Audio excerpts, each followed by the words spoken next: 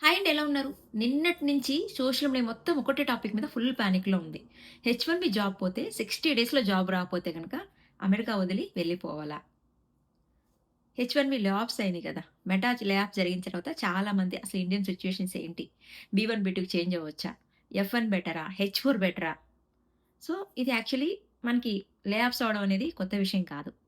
గత కొన్ని రోజులుగా నడుస్తుంది. చాలా వరకు లే ఆఫ్స్ జరిగినాయి. కొన్ని కొన్ని బిగ్ బిగ్ కంపెనీస్‌లో లే ఆఫ్ జరుగుతున్నాయి. సిట్యుయేషన్స్ అయితే అందరికి తెలిసింది. బట్ మెటాలో లే ఆఫ్ జరిగిన తర్వాత సోషల్ మీడియా మొత్తం ఒక పానిక్‌లో ఉందన్నమాట. బట్ ఈ వీడియో అయితే పానిక్ క్రియేట్ చేయడానికైతే కాదు. రియల్‌గా అసలు జరిగేదేంటి? ఇక రియాలిటీ ఏంటి? ప్రాక్టికల్ టెన్షన్స్ ఏంటి? రాంగ్ స్టెప్స్ తీసుకుంటే రిస్క్ ఏంటనేది క్లియర్‌గా మాట్లాడుకుందాం. పాయింట్‌కెళ్ళిపోదాం. పాయింట్‌కెళ్ళిపోతే లే ఆఫ్ అనేది మనకి కొత్త విషయం ఏం కాదు. ఇప్పుడు ఆ మెటా కావచ్చు. మొన్న అమెజాన్, లింక్డ్ఇన్, సిస్కో, సేల్స్‌ఫోర్స్ ఇలా చాలా పెద్ద కంపెనీలైతే లే ఆఫ్ జరుగుతున్నాయి. కంపెనీస్ రీజన్ ఏంటంటే కాస్ట్ కటింగ్ అంటున్నారు, ఏఐ ఇన్వెస్ట్‌మెంట్స్ అంటున్నారు, ఓవర్ హైరింగ్ అంటున్నారు. సో, చాలా చాలా రీజన్స్ అయితే చెప్తున్నారు. మెటా లే ఆఫ్స్, రీస్ట్రక్చరింగ్ గురించయితే రీసెంట్‌గా రిపోర్ట్స్ కూడా వచ్చాయి. కానీ ఇక్కడ హెచ్-1బీ వాళ్ళకే కొంచెం ప్రాబ్లమ్ ఎక్కువుంది. రియల్‌గా మాట్లాడుకుంటే హెచ్-1బీ వాళ్ళకి కొంచెం ఎక్కువ సినారియోలో ప్రాబ్లమ్ ఉంది. ఎందుకంటే జాబ్ పోవడం అంటే జస్ట్ సాలరీ డ్రాప్ అవ్వడం కాదు గదా! జాబ్ పోవడం అంటే టోటల్‌గా ఫ్యామిలీ మొత్తం స్ట్రగుల్‌లో ఉన్నట్టే. హెచ్-1బీ లే ఆఫ్ అవ్వగానే జాబ్ పోయిందని మాత్రం అనుకుంటారు. జాబ్ పోవడంతో పాటు visa tension, family tension, rent, EMI, kids school, credit card bills, saving plus ఇవన్నీ ఒకేసారొస్తాయి. 60 డేస్ గ్రేస్ పీరియడ్. ఇప్పుడున్న ఇది మనం అనుకుంటున్నాం గదా! లే ఆఫ్ అవ్వగానే 60 డేస్‌లో జాబ్ రావాలి. జాబ్ లేకపోతే మళ్ళీ ఇండియాకి తిరిగిపోవాలి అని చెప్పేసి టాపిక్ అయితే అది. అంటే 60 డేస్ గ్రేస్ పీరియడ్ అంటే ఏంటనేది మాట్లాడుకుందాం. యూఎస్ఏస్ గైడెన్స్ ప్రకారము మనకి హెచ్-1బీ ఎవరైతే non immigrant worker job termination అయిన తర్వాత 60 డేస్ గ్రేస్ పీరియడ్ ఉండొచ్చనమాట. అది మీ ఐ-94 పిటిషన్ వాలిడిటీ కంటే ఎక్కువుంటది. ఆ పీరియడ్‌లో జనరల్లీ చాలామంది ఏం చేస్తారంటే, new employer H-1B transfer file చేయడం గాని, చేంజ్ ఆఫ్ స్టేటస్ మనం అనుకుంటాం కదా! బీ-1, బీ-2 గాని, ఎఫ్-1 గాని, హెచ్-4 గాని అలా ఫైల్ చేయడం గాని, లేదా యూఎస్ నుంచి డిపార్ట్ అవ్వడం లాంటివి గాని ఆప్షన్స్ చేయాలి. కన్సిడర్ చేయాలి అలాంటి ఆప్షన్సే.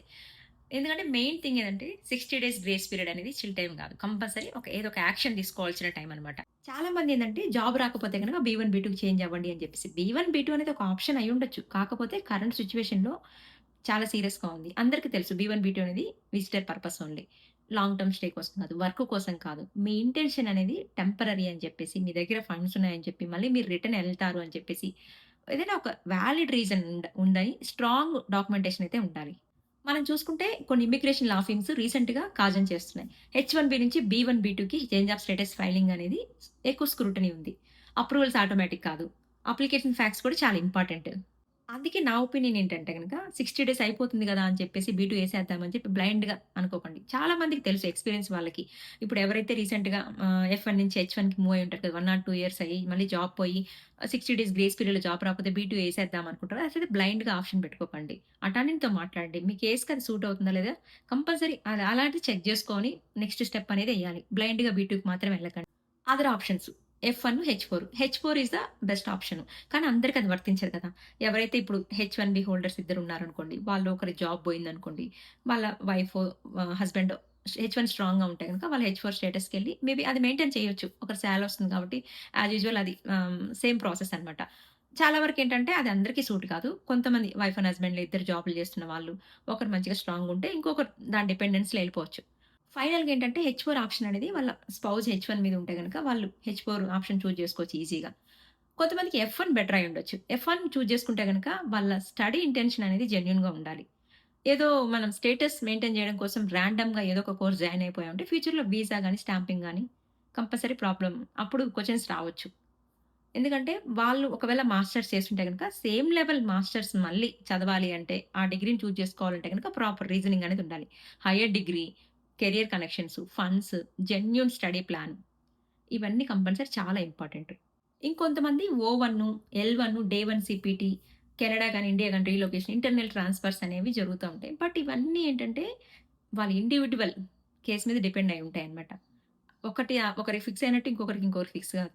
మనం ఏందంటే బ్లైండ్‌గా వాళ్ళది చూజ్ చేసుకున్నారు గదా! జాబ్ పోగానే దానికెళ్ళిపోదాం అనుకుంటాం. అలా కాదు. మీ కేస్ అనేది మీ కేస్‌కి సూట్ అవుతుందా లేదా తెలీదు. ఎందుకంటే ఒక్కొక్క ఎక్స్‌పీరియన్స్‌ని బట్టి అసలు నిజంగా ఇప్పుడు 2 ఇయర్స్‌లో ఉన్నారంటే మీరు బీ2కెళ్ళడం కరెక్టా? లేదంటే కొంతమందికి మ్యారీడ్ అయ్యుండరు. వాళ్ళు హెచ్-4కెళ్ళలేరు. కంపల్సరీ వాళ్ళకి ఎఫ్-1 ఆప్షనే బెటర్ అయ్యుండొచ్చు. అలా మీ కేస్ అనేది డిఫరెంట్ ఉంటది కాబట్టి అటార్నీని కంపల్సరీగా అడగాలి. మీ డీటెయిల్స్ అన్నీ చెప్తే maybe it will help for your next step అనమాట. ప్రెజెంట్ జాబ్ మార్కెట్ అనేది అందరికీ తెలుసు.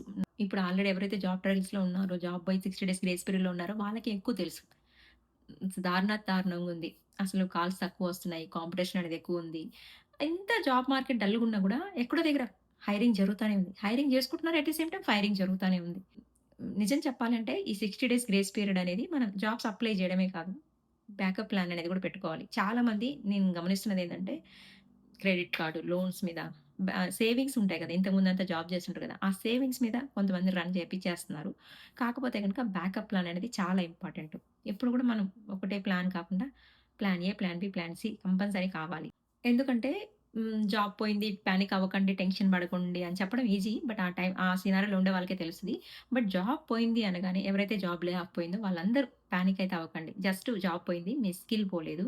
మీ కంపెనీ యాక్సెస్ ఇవ్వకపోవచ్చు. బట్ మీ ఎక్స్‌పీరియన్స్ అనేది ఎక్కడికి పోదు. నాకు తెలిసి తొందరలో జాబ్ వస్తది. జాబ్ పోయిందంటే గనుక చాలా వరకు పానిక్‌తో డెసిషన్స్ తీసుకుంటా ఉంటారు. పానిక్ అవ్వకుండా కంపల్సరీ పక్కాగా ప్లాన్ చేసుకోండి. రీసెంట్‌గా మనం చాలా చూస్తున్నాం. ఎక్కువ మొత్తంలో 5-10 ఇయర్స్ వాళ్ళకి ఒక ఐడియా అనేది వచ్చేస్తుంటది. ఎందుకంటే 5 ఇయర్స్ రన్ చేసుంటారు కాబట్టి వాళ్ళు కొంచెం బ్యాకప్ ప్లాన్ అనేది పెట్టుకుంటారు. కొంచెం సేవింగ్స్ అనేవి ఉంటాయి. ఎవరైతే ఇప్పుడు ఎఫ్1 నుంచి హెచ్1కి మారేసి 1, 2 ఇయర్స్ ఉండేసి మళ్ళీ వెంటనే జాబ్ పోయిన తర్వాత మళ్ళీ జాబ్ ఎట్లా తెచ్చుకోవాలన్న టెన్షన్‌లో సేవింగ్స్ అనేది కూడా వాళ్ళ దగ్గర తక్కువ ఉంటదనమాట.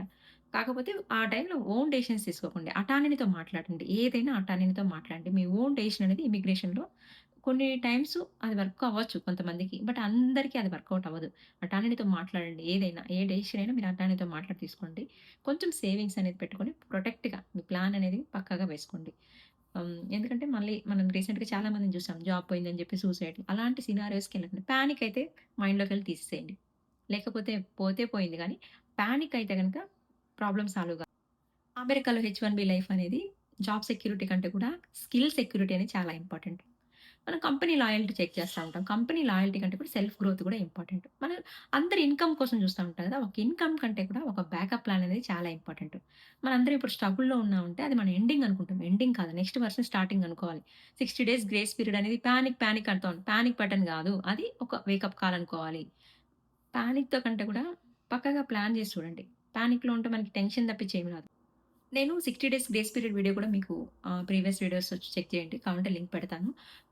60 డేస్ గ్రేస్ పీరియడ్‌లో మనం ఒకవేళ స్టేటస్ ఏం చేయాలి నెక్స్ట్ అనేసి. చాలా వరకేంటంటే ఇక్కడ మెయిన్ ప్లానింగ్ అనేది కరెక్ట్‌గా ఉండాలి. ఓన్ డెసిషన్స్ తీసుకోవద్దు.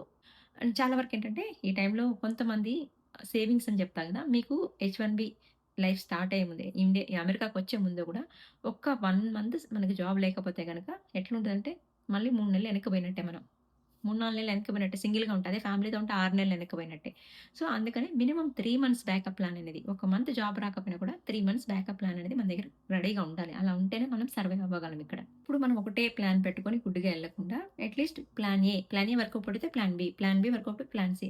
ఇలా మినిమమ్ ఒక ఉంటే గనుక పానిక్ అవ్వద్దు. ఓకే. ఇది వర్కౌట్ అవ్వకపోతే ఇది వర్కౌట్ అవుతది అని చెప్పేసి లైఫ్‌లో కూడా కంపల్సరీ. కెరియర్‌లో ఓకే. కెరియర్‌లో ఆప్షన్స్ మన చేతుల్లో లేకపోయినా గూడా ఎందుకంటే ఇప్పుడు జాబ్ మార్కెట్ కరెక్ట్‌గా లేదు. మనం ఏం చేయలేము దానికి.